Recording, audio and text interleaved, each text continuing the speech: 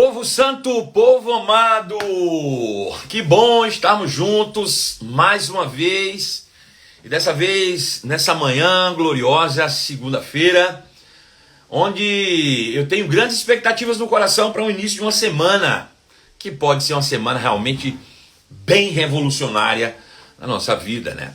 Estejamos coração aberto e cheios da expectativa para que possamos crescer no conhecimento de Deus, do nosso Senhor Jesus Cristo, e nos fortalecer no Senhor e na força do seu poder, para que possamos permanecer inabaláveis, né? Juntos a vencer todas as tentativas das trevas, do diabo, de nos tirar da posição de assentados com Cristo em Deus. Essa é a minha posição, essa é a sua posição.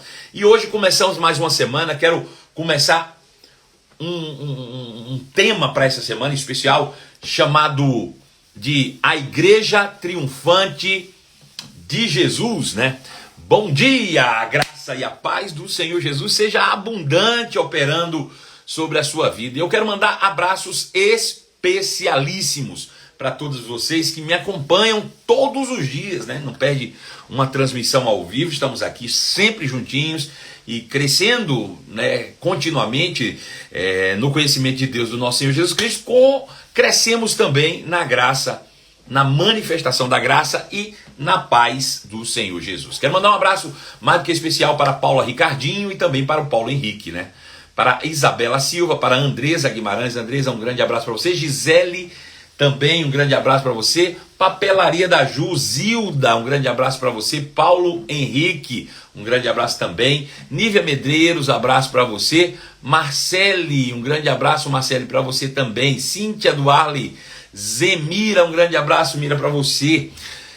A Fátima Pedroso também está aí. A Flávia Delgado, o Pedro Pisso, Tia Ângela Cury, um grande abraço. Cíntia do estúdio, um grande abraço, Cíntia, para você também. Bom dia, um dia feliz para Gabriela Carpanês, um grande abraço direto de Juiz de Fora, Minas Gerais. Pastor Adilson Farias, meu filho querido do coração, um grande abraço para você, Adilson. Bom dia, Estevão, Viviane Vidigal, bom dia, Ione. Bom dia, Carol, bom dia. Bergs, um grande abraço. Cates Passos, bom dia. Carla Diniz, bom dia para você também. Bom dia a todos vocês que acordaram com expectativas no coração para um dia ainda mais feliz do que aquilo que ele se apresenta, né?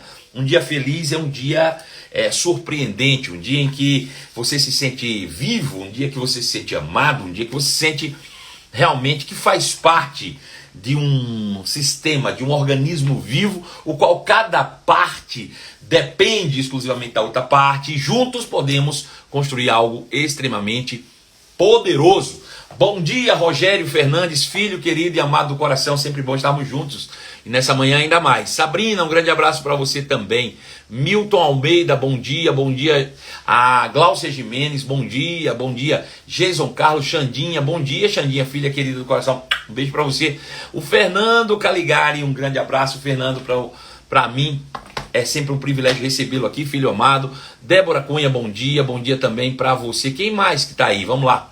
Sandra Cardoso, bom dia, é muita gente, né, participando, e nas segundas-feiras costuma-se acontecer aquele fenômeno de estouro aí, né? Vamos estourar a internet hoje, vamos realmente, potencializar o nosso alcance a partir da evangelização digital. É quando você se dispõe a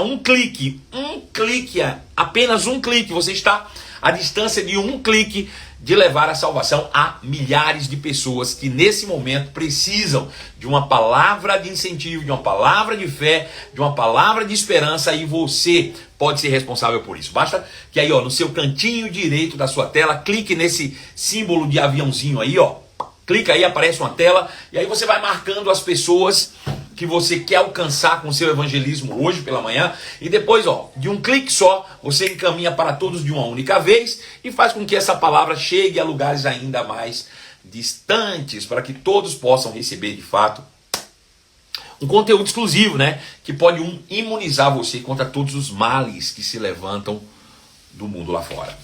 É sempre bom estarmos juntos, né? E saber que Deus é por nós. Se Deus é por nós, quem será contra nós? Ontem foi domingo de Páscoa. Eu não sei se você comeu muito chocolate, muito ovo de Páscoa, sei lá, né? Alguns comeram, outros não. Mas ainda hão de comer, né? Há quem diga alguma coisa que o que nos faz engordar de fato não é o que comemos entre a sexta-feira da paixão e o domingo de Páscoa. É o que comemos entre o domingo de Páscoa e a sexta-feira da paixão. Esse aqui é o grande problema, né? Então, sejam todos bem-vindos para mais uma semana que se começa agora. E eu quero também dar as boas-vindas aos meus alunos Rema. Alô, você que é aluno do Rema em Belo Horizonte, no Carlos Prates. Hoje nós iniciaremos a nossa matéria Fundamentos da Fé. Eu serei o seu professor, porém, hoje nós iniciaremos ainda de maneira online, né? Por causa da onda roxa, né? Eu sei que você talvez não tivesse facilidade de chegar mais cedo, né? A onda roxa nos impõe estar em casa a partir das 8 horas da noite. Então essa semana especificamente nós iniciaremos as nossas aulas de maneira online. Porém, eu tenho muitas novidades para você. Primeira delas, segunda-feira que vem eu tenho certeza que nós estaremos juntos em sala de aula, presencialmente, tá bom? Semana que vem, juntos, sala de aula presencialmente. Outra boa notícia para você é que, mesmo sendo de maneira online, eu estarei acompanhando você diariamente, todas as segundas, quartas e sextas, às 8 horas da noite, pelo canal do YouTube do Rema BH. Eu estarei trazendo uma revisão de matéria, uma complementação de conteúdo, todas as segundas, quartas e sextas, 8 horas da noite. Então fica ligado que essa semana promete e promete demais. E nós vamos começar a semana falando sobre isso, sobre fundamentos da fé. Vamos começar hoje falando sobre fundamentos da fé, que é o combustível da vida cristã. Sem fé é impossível agradar a Deus. Sem fé é impossível você receber coisa alguma do Senhor. Sem fé, de fato, você vai viver uma vida muito aquém daquela vida que Jesus conquistou para você e que disse: ei, eu vim para que tenham vida e vida em abundância. Vida em abundância. Então, vamos aprender, vamos ouvir, vamos meditar um pouco sobre os fundamentos da fé cristã, né? Veja, a primeira coisa que eu quero que você me diga é o seguinte: o que você aprendeu na igreja assim que se converteu? Quais foram as primeiras doutrinas que lhe ensinaram na igreja? Quais foram os primeiros ritos, né? As primeiras tradições que te ensinaram dentro da igreja quando você acabou de se converter? Por exemplo, você se converteu e logo que começou a congregar, as pessoas te ensinaram sobre o quê?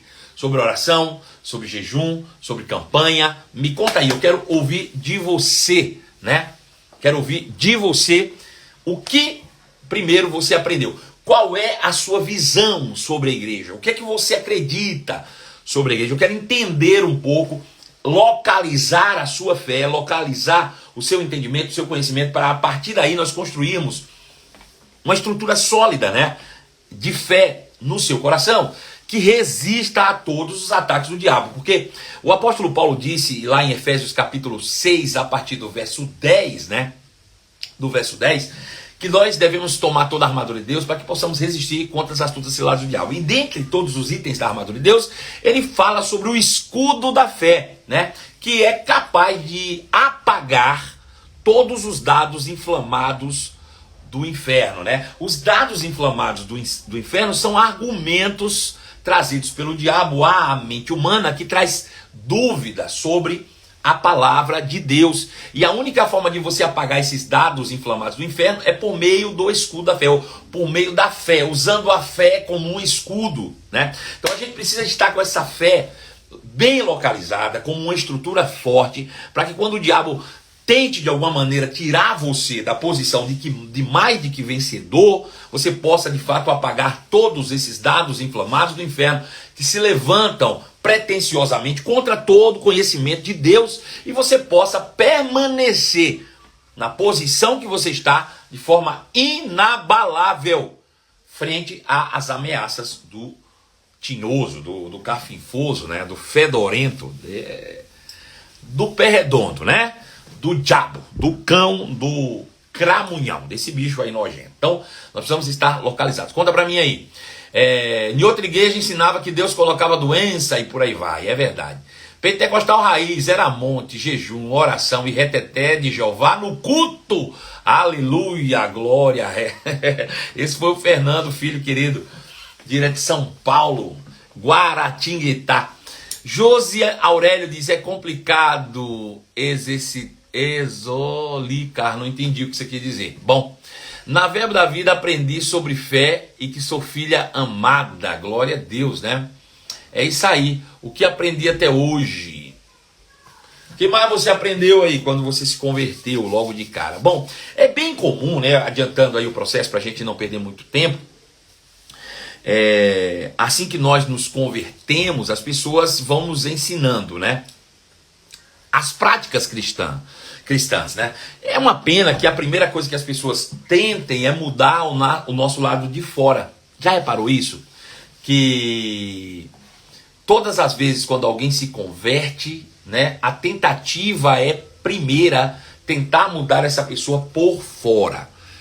A gente ensina muito mais ritos que mudam a pessoa por fora do que de fato uma renovação da mente, um posicionamento que possa mudar a pessoa por dentro. E isso é o que vai definir entre você viver o verdadeiro cristianismo ou religião, né? Isso é um fato. Por quê? Porque se nós nos transformamos por dentro, isso vai refletir por fora. Mas a mudança por fora não muda ninguém por dentro, sabe? Se você lava um copo, por exemplo, por dentro, que esse foi o exemplo que Jesus deu, bom, esse copo está limpo, pode ser utilizável e ainda que ele tenha sujeira por fora, você vai ver essa sujeira e você vai limpar depois. Mas se você limpa a sujeira só por fora, você acaba escondendo a sujeira que está por dentro, né? Infelizmente. Então, a gente precisa entender um pouco sobre isso, né? Se a gente, infelizmente, no primeiro momento da igreja aprendemos por tradição e não por revelação, a tendência é que a gente acumule muito mais ritos religiosos do que de revelação da palavra que traz transformação de vida verdadeiramente, né? A gente normalmente aprende sobre oração e o pior é que a gente não aprende sobre oração de uma maneira didática, de uma maneira bíblica. A gente aprende oração por observação e repetição. Deixa eu explicar isso. Por exemplo, você acabou de se converter e alguém diz, olha, agora você precisa frequentar a igreja, você precisa ir numa célula, num pequeno grupo, né, para você se familiarizando. E aí você vai. E na primeira semana que você vai, para você é tudo muito estranho, para você é tudo muito diferente da realidade em que você veio, da realidade que você vive, né? É tudo bem diferente. Então, o linguajar é outro, o sotaque é outro, as palavras que são faladas de fato são palavras diferentes do seu vocabulário diário. Tudo isso é bem estranho a princípio e diferente. E você fica ali observando. Então você fica olhando a irmã orando e diz, olha, coisa bonita, a irmã sabe orar tão bonitinho, né? E aí você fica olhando as palavras e vai acrescentando tais palavras ao seu vocabulário, né? Você vai pensando naquilo, olha, a irmã falou isso, a irmã falou aquilo, né? E aí chega um dia, no decorrer dos dias depois de convertido, que você vai estar em um desses grupos, desses pequenos grupos aí de células, ou como você queira chamar, e alguém vai dizer, hoje é o seu dia, irmão Paulo Henrique, hoje é o seu dia, irmã Fabiana, né? De orar. A irmã podia orar, por favor, o irmão poderia orar, só que ninguém nos ensinou a orar, e principalmente, ninguém nos ensinou o que é oração.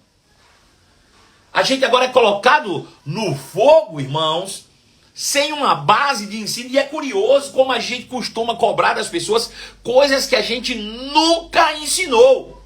E aí a pessoa vai orar, né? E ela começa a orar, irmãos, com base no que ela ouviu, com base nas repetições, com base, de fato, nas tradições que lhe foram impostas e não na revelação da palavra que traz libertação. Então veja, se você se move agora por meio da tradição e não pela revelação da palavra, uma vez que a revelação da palavra liberta, a tradição muitas vezes escraviza. A tradição muitas vezes te aprisiona, te deixa preso. Entende isso?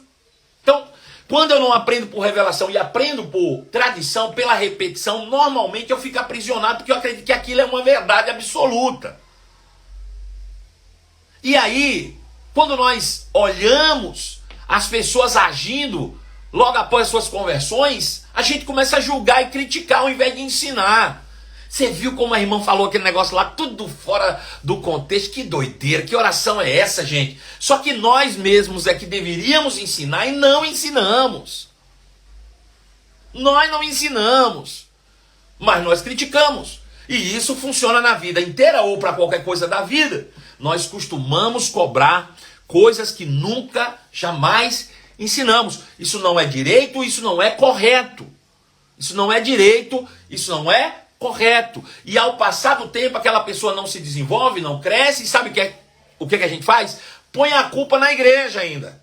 Ainda põe a culpa na instituição, no pastor, nos líderes. Essa igreja não desenvolve. Deixa eu te dizer algo bem interessante aqui. Bem interessante mesmo. Bem interessante. Sabe que a responsabilidade de trazer as pessoas a Cristo não é da instituição, é de cada indivíduo. Somos nós que fomos comissionados a multiplicar a nós mesmos, gerando outros semelhantes a nós, por meio da doação voluntária de nós mesmos, ou seja, do amor. Ou seja, o que Deus espera de nós é o que ele instruiu a Adão em Gênesis capítulo 1, verso 28, após ter gerado Adão de si mesmo e criado ele a sua imagem e semelhança, ele olhou para Adão e disse: agora, seja frutífero, Adão, multiplique-se a si mesmo, entregando quem você é para tornar alguém semelhante a você. Sabe, quando nós nascemos de novo em Cristo, essa mesma ordem não é dada. Agora vá por todo mundo, pregue o evangelho, façam discípulos, multipliquem-se a si mesmos. Então isso é uma responsabilidade individual de cada cristão. Multiplicar a si mesmo, gerar novos seres em Cristo, em Deus. Agora, isso se dá por meio do novo nascimento. Você gera essas pessoas em oração, você prega a palavra, e então essas pessoas nascem de novo. E eu te pergunto, de quem é a responsabilidade de acompanhar essa pessoa até que ela possa caminhar com as próprias pernas? De quem deveria ser a responsabilidade de ensinar essas pessoas os seus primeiros passos cristãos? Bom, eu gosto de fazer um comparativo disso com a nossa vida natural. Com a nossa vida natural. Imagine alguém que engravidou, e a gravidez ela pode se dar de duas formas. Ela pode ser uma gravidez intencional, de maneira justa e legal, com base num relacionamento que é oficial. Ela pode se dar de forma planejada. Ela pode se dar de maneira individual, né? Por acaso. E me entenda com a maturidade, até mesmo involuntariamente ou irresponsavelmente. E aí, quando essa gravidez se dá de uma maneira planejada, o casal então prepara tudo para receber aquele bebê, né? Se prepara com o coração para que aquele bebê possa ter um desenvolvimento e cresça no conhecimento de Deus, do nosso Senhor Jesus Cristo. Ou mesmo que não sejam cristãos, ele prepara para que essa criança cresça saudável no mundo, né? Há um planejamento. Quando é involuntário, às vezes sem planejamento, então há uma certa dificuldade de colocar as coisas no lugar, mas você se esforça e prepara tudo que é necessário, né? Também, mas há um esforço muito maior. Agora, e se for uma gravidez que não foi planejada dentro de um contexto natural? Por exemplo, uma mulher solteira, por exemplo, que engravidou por um descuido, irresponsabilidade e coisas desse tipo. E aí essa pessoa gera e fica pensando, e agora, como vai ser, né? O que eu vou fazer? Meu Deus! E aí o diabo se aproveita e traz um monte de argumentos na mente dessa mulher, e ela está grávida, porque ainda que o ato seja involuntário, irresponsável, até despretensioso, a criança é uma bênção. A criança é algo poderoso em Deus e precisa ser cuidada, né? Uma criança não tem a culpa do que os pais fizeram ou da forma como eles agem. E aí essa mulher desesperada por causa das investidas do diabo, depois de ter o seu próprio filho, pega essa criança e coloca ela na rua, deixa ela encostada na rua, né? E aí pega uma mamadeira, coloca do lado dessa criança na rua e diz: olha, tá aqui, ó, você nasceu, mas eu não tenho responsabilidade nenhuma para cuidar de você, não tenho maturidade nenhuma, vou deixar você aqui na rua e vou te deixar uma mamadeira aí do lado. Se você quiser, você come e cresce sozinho, se vira, porque eu mesmo não tenho maturidade nem responsabilidade nenhuma para cuidar de você. Eu te pergunto, qual vai ser o final dessa criança que foi abandonada logo após o nascimento? Quem pode me responder, por favor, enquanto as pessoas me dizem se está normal a minha transmissão aí? Me diga, qual vai ser o futuro dessa criança que foi largada sozinha com a mamadeira do lado? Enquanto isso, nós chegamos às 11h20 da manhã, o momento da nossa evangelização digital. Nós somos 130 pessoas e, por favor, é importante para mim, é importante para você, é importante para Deus, que você compartilhe essa transmissão agora, né, com pelo menos 50 pessoas. Pastor, é muita gente para compartilhar, não importa. Clica aqui no aviãozinho, ó, e esse aviãozinho vai abrir uma caixinha que você pode marcar 50 pessoas de uma única vez. Depois de um único clique, você, ó, envia. Irmãos, a gente precisa evangelizar o mundo. Jesus está às portas. Jesus está voltando. Vai por mim. Ouve a minha voz. Creia no Senhor. Creia nos profetas do Senhor e você vai prosperar. Você vai ver essa semana o resultado da sua obediência. Faça isso agora, por favor. Compartilha para 50 pessoas. Vamos fazer com que essa transmissão chegue em lugares mais distantes. Bom, voltando para o nosso contexto, as pessoas dizem: essa criança vai morrer, pastor. E vai mesmo. E vai mesmo. Agora, o que isso tem a ver com as pessoas que aceitaram a Cristo, nasceram de novo e foram para a igreja? O que isso tem a ver? O que o senhor está contando essa história? Bom, eu quero fazer uma correlação desse nascimento, da gravidez natural, com o nascimento espiritual, né? Às vezes você é uma pessoa que já entendeu que tem um bom relacionamento, uma intimidade com o Espírito, e nessa intimidade com o Espírito nasce o desejo, uma compaixão no coração de gerar outras vidas. Deixa eu te dizer, o desejo de se engravidar de vidas espirituais nascem da relação íntima com o Espírito de Deus. Em uma relação íntima com o Espírito de Deus. Em oração, em conhecimento da palavra. E quanto mais você se enche desse conhecimento e do Espírito, começa a ser gerado dentro de você o desejo de gerar outras vidas. E aí você começa a planejar aquilo. Bom, eu vou fazer assim, eu vou levar a palavra dessa maneira, eu vou alcançar tantas pessoas, eu vou fazer isso ou aquilo. E você começa a fazer um planejamento, e as pessoas que eu de fato trazer até Cristo, eu vou conduzi-las, eu vou alimentá-las, eu vou ensiná-las. Eu já me preparei aqui para poder trazer uma palavra semanalmente para essa pessoa, fazer uma ligação, eu vou. E você se prepara e você cuida, até que essa criança espiritual cresça e consiga andar com as próprias pernas ao ponto de gerar suas próprias crianças espirituais. Outra forma é quando você, às vezes, já tem um planejamento, já tem uma forma pensada no coração de como fazer, mas de repente encontrou alguém que você nem estava esperando, mas foi convidado para um aniversário, foi convidado para uma festa de família, foi convidado para uma reunião, foi convidado para levar uma palavra na escola do seu filho. E aí chegou lá, viu uma oportunidade.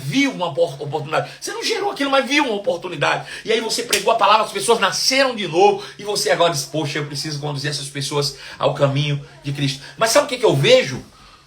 Muitas vezes, são gravidez indesejadas do espírito ou no espírito por pessoas que não têm a mínima responsabilidade sobre aqueles que eles estão gerando. Aleluia. Sabe, é aquela situação que muitas vezes você está em determinado lugar e a tua vida às vezes até fala. Mas você não, mas eu não quero pegar essa responsabilidade para mim não. Sabe, você quer aceitar Jesus, você vai lá para a igreja, tá? Ó, você aceitou Jesus, vou te dar uma Bíblia aqui. Uma Bíbliazinha assinada aqui, ó, se você quiser você ler aqui, ó. Deixa eu te dizer, você dá uma Bíblia para alguém que acabou de se converter, a mesma coisa você dar uma madeira e colocar do lado de um recém-nascido. Como é que ele vai se alimentar da palavra se você não der o leite para ele? Você está entendendo o que eu estou dizendo? Então a primeira coisa que a gente precisa entender é isso. Se você gerou uma criança, a responsabilidade é sua de criar essa criança. Se foi planejada ou não foi planejada, se foi indesejada ou não, o que foi gerado do Espírito em você é uma bênção para Deus. A gente não pode trazer pessoas a Cristo e abandoná-las achando que a responsabilidade é da igreja. Sabe o que é que a igreja vira? Um grande orfanato de um monte de órfãos que os pais que geraram não cuidaram.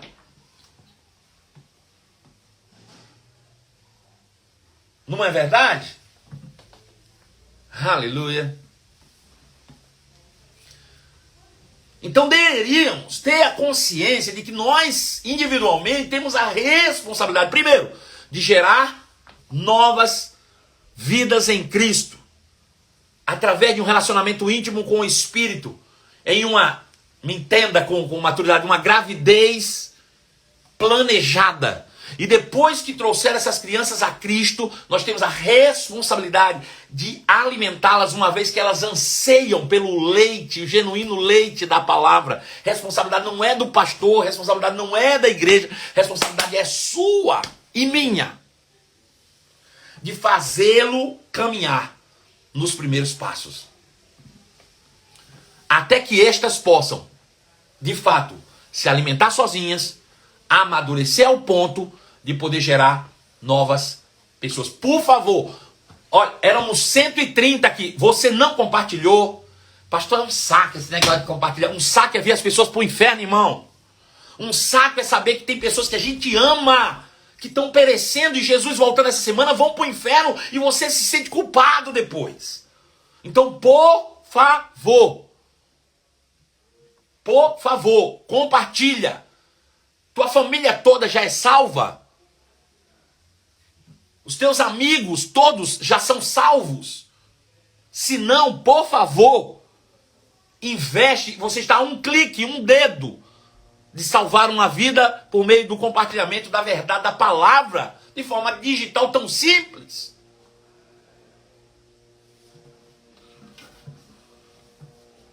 Fátima Pedroso disse: eu mandei para 100. Aleluia, Fátima, glória a Deus. Parabéns para você, você está no caminho certo. Você está no caminho certo. Quem, como Fátima, tem coragem de dizer se fez ou se não fez? Que eu sei que tem um monte de gente que está me ouvindo, mas não compartilhou. Gente, eu não estou pedindo para compartilhar por causa de mim, não. Estou pedindo para compartilhar por causa do mundo. Tudo se trata de vidas. Aleluia. Pois bem, então a primeira coisa, por que nós, infelizmente, mergulhamos na religião? Porque não temos tutores muitas vezes. Muitas vezes até temos alguns mestres, mas não temos muitos pais espirituais que pudessem gerar seus filhos em oração e depois de gerá-los, conduzi-los ao crescimento através do verdadeiro ou genuíno leite da palavra de Deus. Mas muitos de nós fomos órfãos. Muitos de nós crescemos nos orfanatos cristãos das igrejas. E aí não sabemos nem como exercer tal paternidade. Como é que eu posso ensinar coisas que eu mesmo não sei? E então eu passo a cobrar ao invés de ensinar. Sabe, eu começo a transmitir por repetição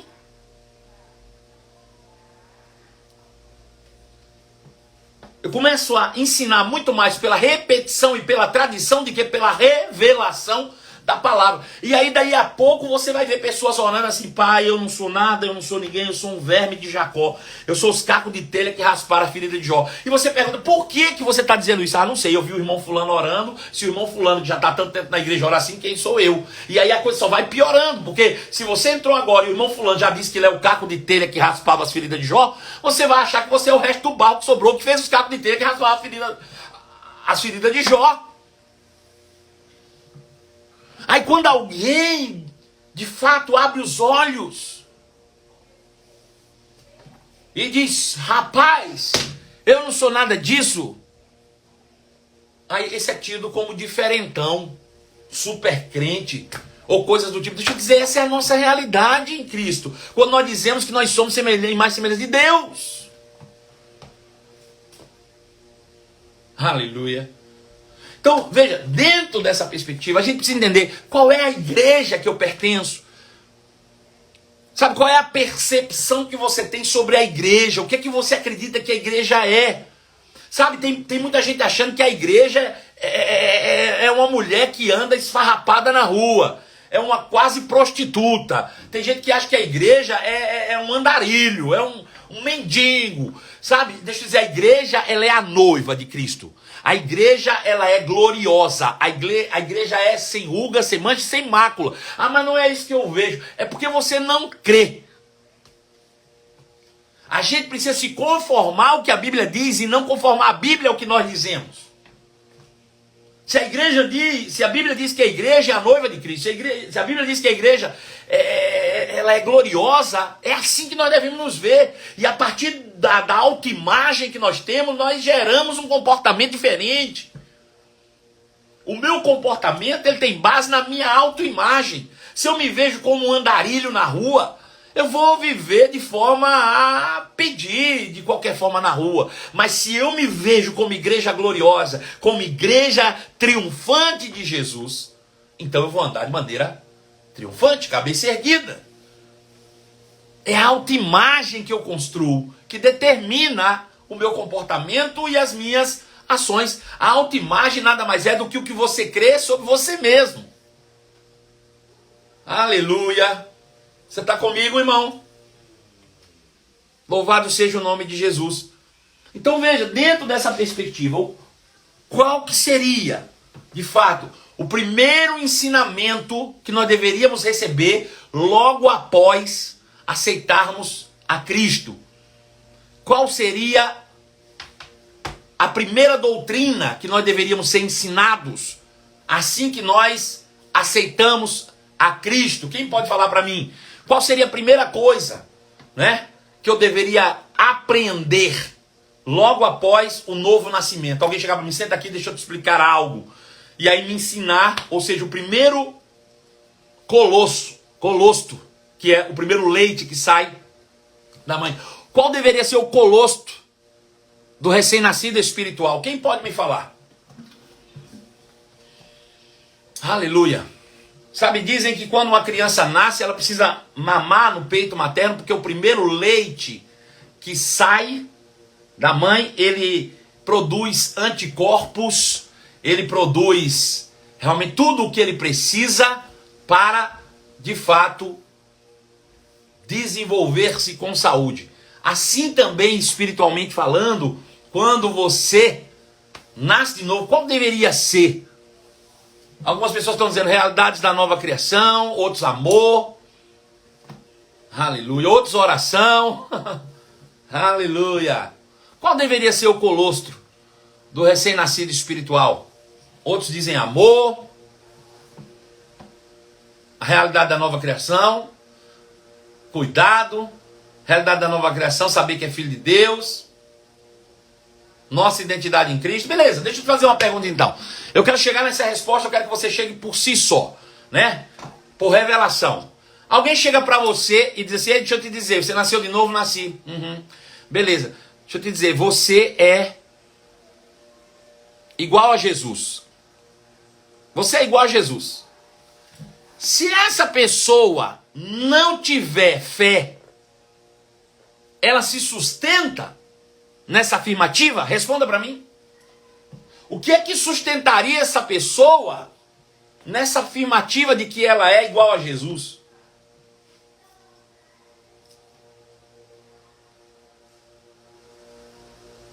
A Gabi falou que é a paternidade.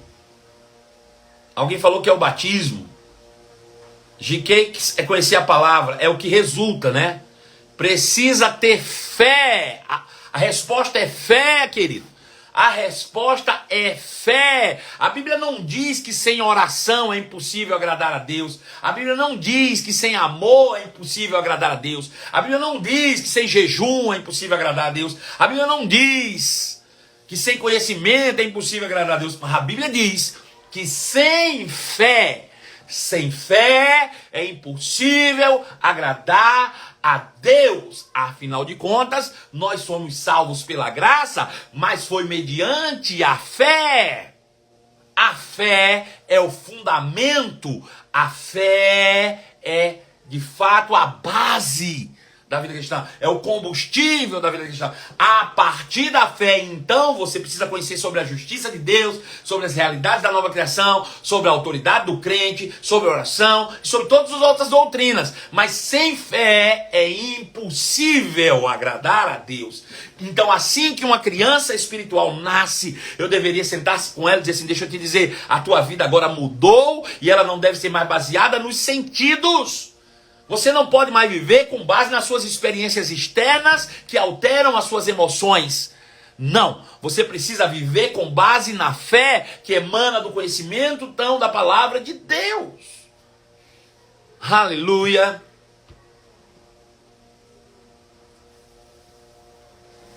Aleluia.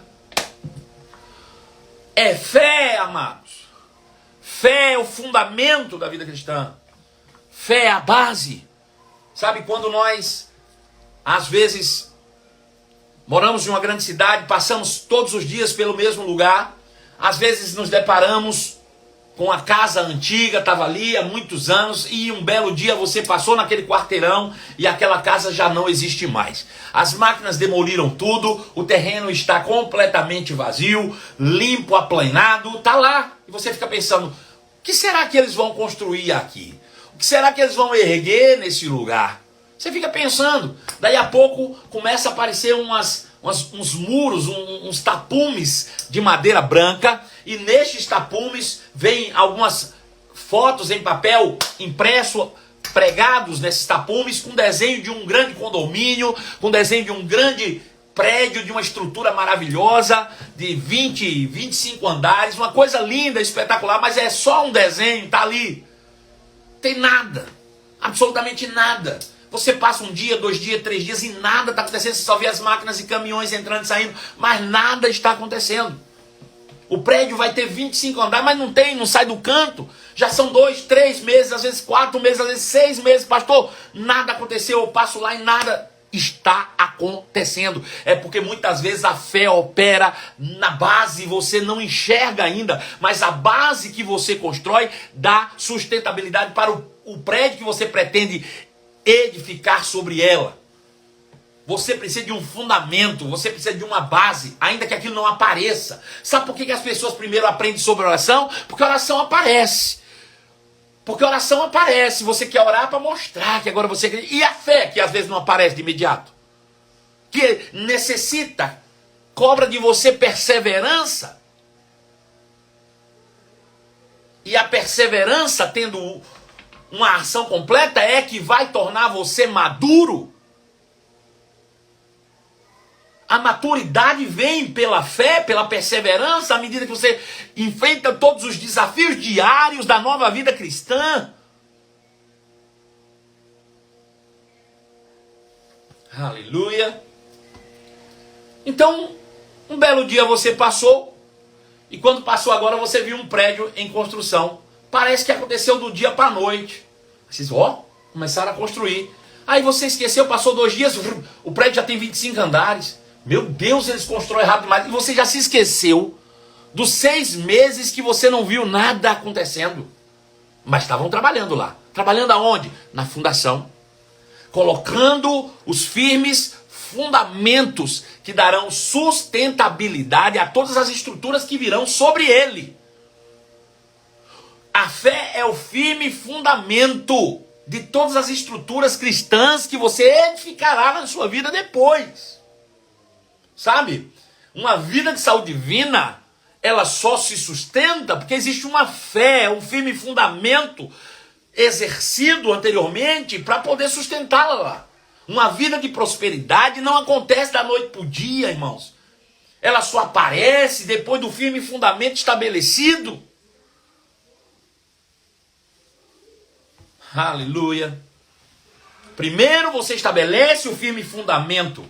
Primeiro você estabelece as estruturas. Talvez ninguém esteja vendo, ninguém está olhando o teu crescimento, ninguém está vendo o teu desenvolvimento. Aí de repente você começa a aparecer na igreja. De repente alguém te chama para pregar, você traz uma mensagem que acaba com a religiosidade de todo mundo. Todo mundo assim, rapaz, você viu fulano? Rapaz, ninguém nem sabia que era ele. Ninguém nunca tinha ouvido falar. De repente ele subiu ali.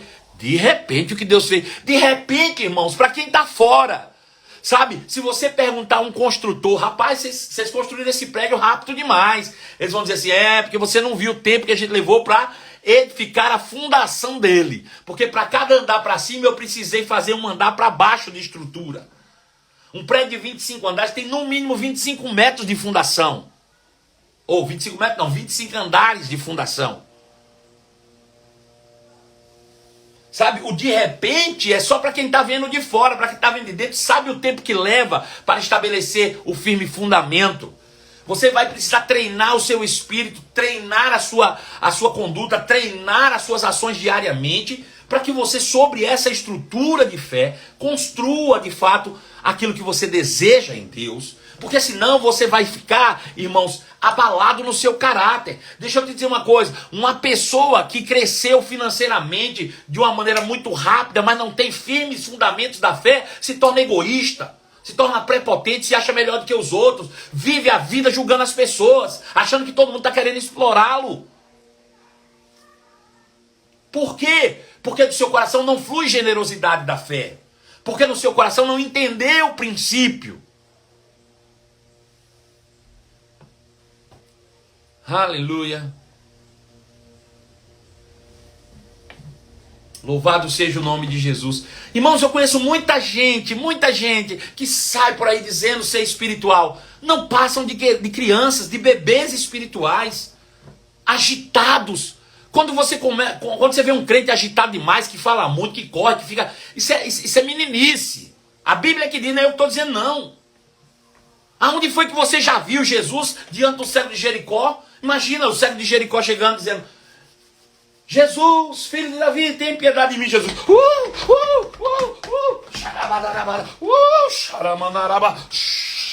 Venha, ceguinho.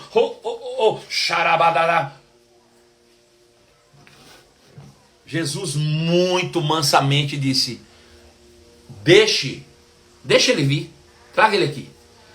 Olhou para ele e disse, diga, ceguinho, o que é que você quer que eu te faça? O que é que você quer que eu te faça, ceguinho? Ele disse, eu quero ver. Ele disse, então veja. Então veja. Aleluia. Jesus não precisou fazer nada, se agitar, nada. Absolutamente nada. Aleluia. Cuidado, irmãos, com o tipo de influência que você tem recebido. Cuidado. Sabe? Tem muito menino aí querendo conduzir meninos. Sabe, quando uma criança engravida, queridos, não é uma coisa muito legal. Recentemente a gente viu um caso aqui de uma criança que foi vítima de um estupro, né? Grávida, acho que com 10, 12 anos, não me lembro. É um problema. É um problema. Se você não amadurece e gera crianças, é um problema. Né? É um cego puxando outro cego. É um cego puxando outro cego. Onde isso vai dar? Busque a influência de pessoas maduras.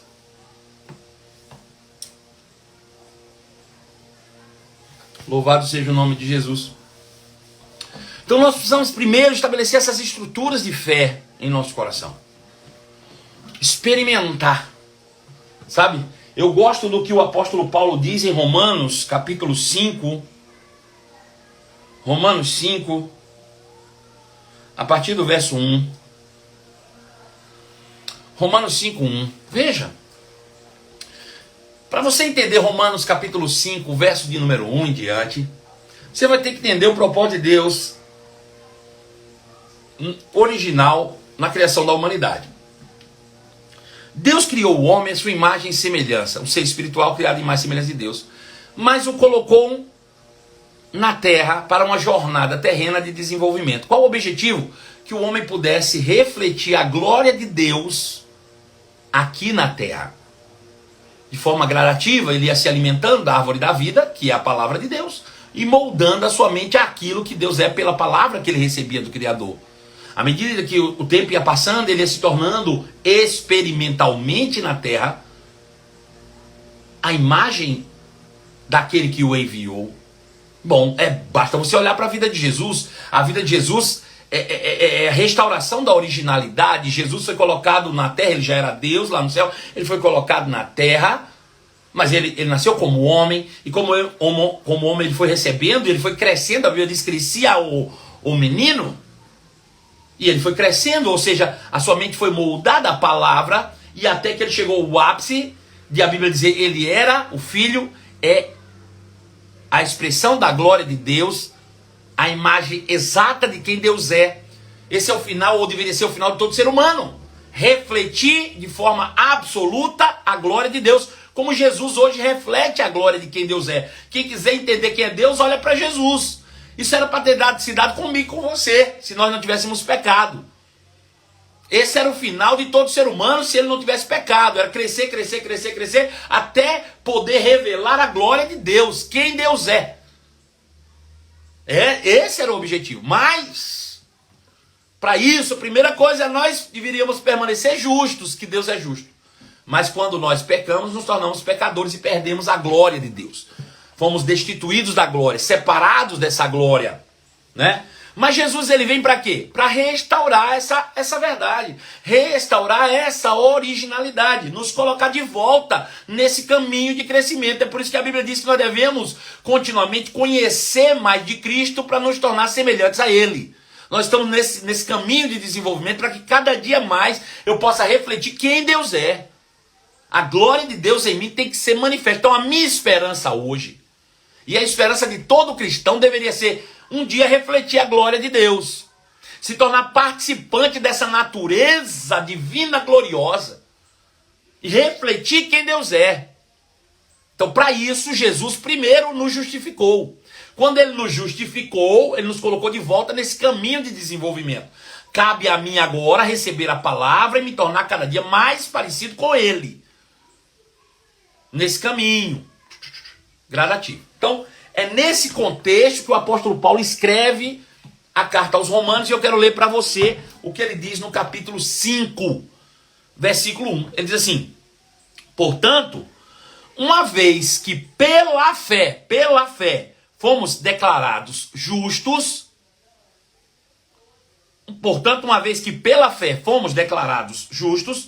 temos paz com Deus, ou fomos reconectados com Deus por causa daquilo que Jesus Cristo, nosso Senhor, fez por nós. Nós somos reconectados com Deus por causa do sacrifício de Jesus. Foi por meio da fé, que Cristo nos concedeu esta graça maravilhosa. Aleluia. Que agora desfrutamos com segurança e alegria. Estamos felizes porque temos essa graça de poder caminhar até chegarmos a refletir a glória de Deus. Pois temos a esperança de participarmos da glória de Deus. Agora nós temos a esperança de sermos participantes da glória de Deus. De um dia eu me tornar semelhante, perfeito igual Jesus. Temos essa esperança, devemos carregar essa esperança. Aí ele diz: e nos alegramos até mesmo quando enfrentamos dificuldades e provações. Quando nós temos a percepção diferente, que nós não estamos aqui caminhando para o caos, nós estamos aqui caminhando para a glória, irmãos. Quando nós já não somos pecadores, quando nós agora somos justificados, quando nós temos essa percepção, o problema que se levanta diante de nós não é visto da mesma maneira como o mundo vê, não. O mundo vê o problema como algo que quer destruí-lo. Nós vemos o problema como uma oportunidade de pôr em prática e se desenvolver na fé. Aleluia! A percepção que você tem de quem você é e a qual reino você pertence é que determina como você vê as circunstâncias. O mundo vê uma circunstância como algo que vai destruí-los. E nós olhamos a circunstância como algo que vai nos promover. Porque temos a oportunidade de exercermos a nossa fé. Então também nos gloriamos quando enfrentamos dificuldades e provações. Porque sabemos que elas contribuem para desenvolver a nossa perseverança. E a nossa perseverança é que produz em nós um caráter aprovado. E o caráter aprovado, por sua vez, é que fortalece a esperança de sermos participantes da glória de Deus. E essa esperança nunca vai nos decepcionar, porque Deus já provou o seu amor por nós, quando derramou o seu Espírito em nosso coração. Então veja que interessante isso. Quando nós entendemos os fundamentos da fé, irmãos, muda a nossa vida. Muda a nossa vida. Louvado seja o nome de Jesus. Tudo muda. Tudo muda. Aleluia. Por isso que a fé deve ser o fundamento. Amém. Porque agora quando eu sei que eu tenho fé, quando eu sei que a fé está operante dentro de mim, eu já entendi que eu nasci de novo pela fé, fui salvo pela graça mediante a fé. Eu digo, pronto, agora eu preciso crescer, eu preciso me desenvolver. Como é que eu vou fazer isso? Exercitando a minha fé. Mas como é que eu vou exercitar a fé se não tem circunstância? Aí a circunstância vem e diz, opa, oportunidade, agora eu vou exercer fé. Tcharam, a minha vez chegou, a minha vez chegou. Aí o mundo olha para você e diz, você é doido? Eu tô aqui desesperado por causa disso e você tá rindo. É claro, porque você não tem esperança, eu tenho. Porque você não tem fé, eu tenho.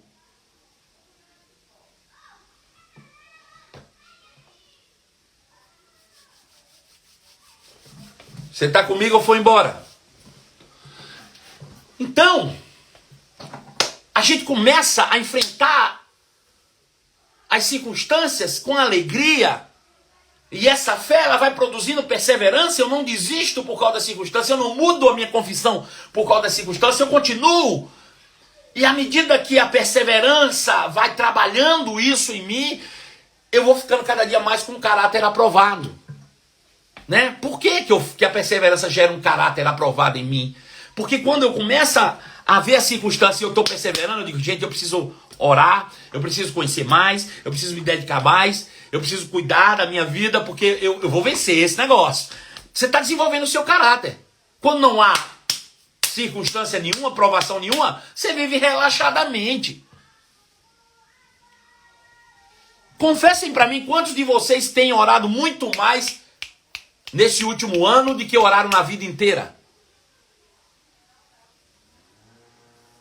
Aleluia. Me fala. Quantos de nós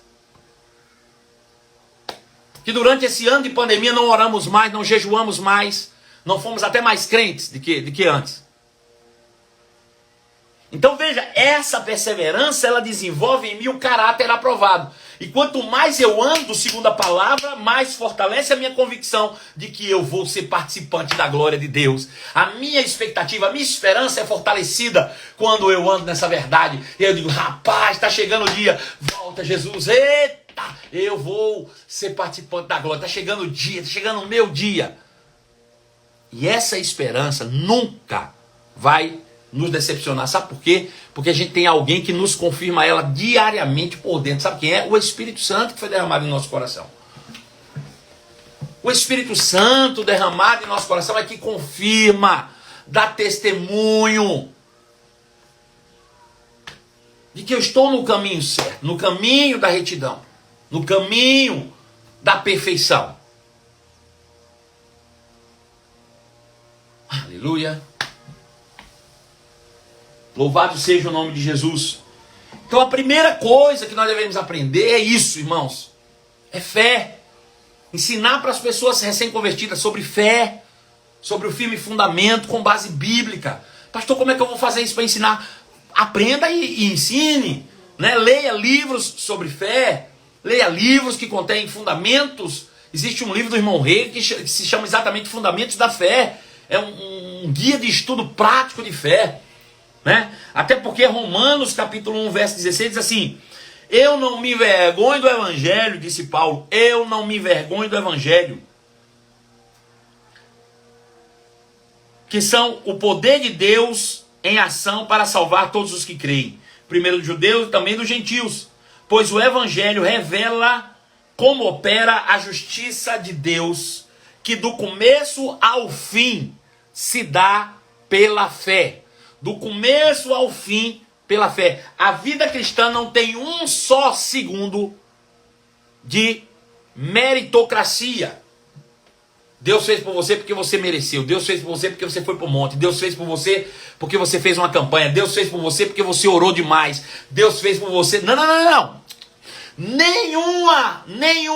Nenhuma ação ou benefício é conquistado por mérito. Nada. Tudo pela fé. Do princípio ao fim é pela fé. Como está escrito: o justo viverá pela fé. O justo viverá pela fé. Não é o justo viverá pela oração, viverá pela campanha, viverá pelo jejum. Tudo isso faz parte. Mas se não for feito pela fé, nada te adiantará. Tem que ser pela fé. É pela fé. Agora, se o justo vive pela fé, por que eu não vou aprender o motivo pelo qual eu vivo? Como é que eu vou desprezar esse conhecimento? O justo viverá pela fé. O que significa isso? Primeiro, que só o justo tem esse direito. Então você precisa entender que foi justificado por Cristo. Enquanto você não entender justificação pela fé, nada vai acontecer. Viverá. A palavra viverá significa desfrutar da vida abundante de Deus. Viverá é desfrutar da vida abundante de Deus. E só é possível pela fé. Pela fé. Então nós somos resgatados de uma vil maneira de viver para uma vida abundante. Porém, para isso, para desfrutarmos dessa verdade, dessa realidade, nós precisamos aprender sobre o firme fundamento da vida cristã, a fé. Precisamos crescer na fé. Precisamos desenvolver a nossa fé. Precisamos, de fato, todos os dias, avançarmos um pouco mais nesse entendimento e na construção dessa estrutura sobre a qual sobre ela serão edificadas todas as outras doutrinas de Cristo em Deus. Então, mergulhe no conhecimento da fé. Entenda, descubra, vá atrás, se esforce. Disso depende o seu futuro, de um envolvimento direto com a fé. Nesses dias nós vamos aprender muitas coisas. Nós vamos aprender de onde vem essa fé, onde está essa fé, como essa fé se manifesta e o que ela é capaz de realizar. Então, fica conectado comigo. Nós começamos e não vamos mais parar. Nós não somos uma igreja andarilha, mendiga ou até mesmo uma igreja militante que tem que lutar para conquistar alguma coisa. Não. Nós somos a igreja triunfante de Jesus, que desfruta da vida abundante por meio da fé naquilo que Jesus já realizou para você. Então, fica na paz do Senhor Jesus e que transborde sobre a tua vida a graça que vem por meio do conhecimento de Deus e do nosso Senhor Jesus Cristo. Ó, Beijo grande no seu coração. Tenha uma semana próspera e abençoada e não perca uma live sequer. Nós temos vários encontros marcados essa semana. Não perde nenhum. Fica ligado nas minhas redes sociais. Eu vou deixar sempre um informativo para você. Ó, beijo no seu coração. Fiquem na paz. E até logo mais, às 23 horas, com mais um conteúdo exclusivo para você. Não esqueça de compartilhar essa live. Não esqueça de curtir. Não esqueça de comentar, tá bom? Fiquem na paz, um beijo e até logo mais.